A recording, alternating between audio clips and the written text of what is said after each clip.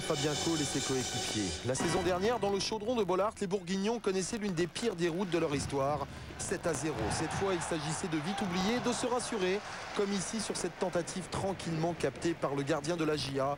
Jusqu'ici, tout va bien.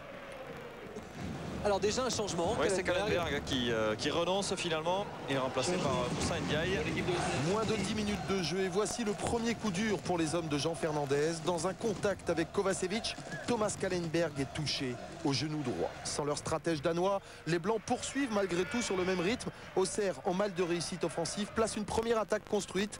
La technique de Nicolae perturbe la défense lensoise. Chéroux puis Matisse frappe sans réussite. Seul à la pointe de l'attaque bourguignonne, le Roumain Daniel Nicolae donne le tournis à 3 Lensois avant ce pivot de Lionel Matisse, contré par Keita, de l'épaule et sans intention malveillante, juge tout à fait logiquement Monsieur Le Dentu, l'arbitre de la rencontre. Le temps passe dans cette première période où tout le monde s'ennuie ferme. Aux approximations lensoises, Auxerre répond par une grosse discipline défensive. Témoin cette tête manquée d'Hilton et ce sauvetage d'Ndiaye. 0-0 à la pause, une chose est sûre, le deuxième acte ne peut être que meilleur.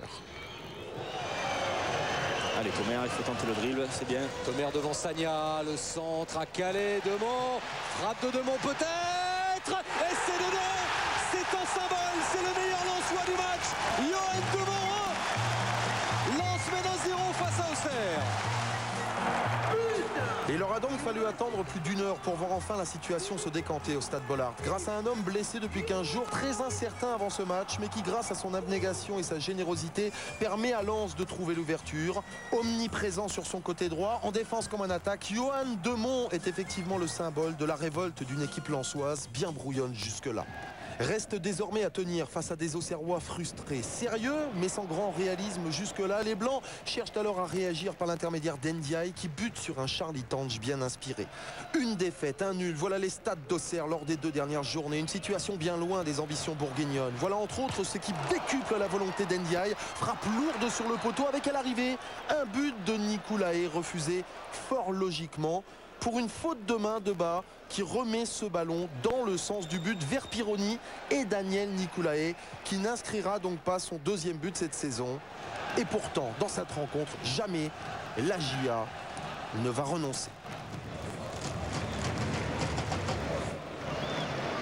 Nicolae qui a pu passer, Nicolae dans la surface. Oh, quel manque de lucidité! Auxerre, en manque de réussite, en manque d'inspiration aussi, aura laissé passer une très belle occasion de ramener au moins un point du stade Bollaert.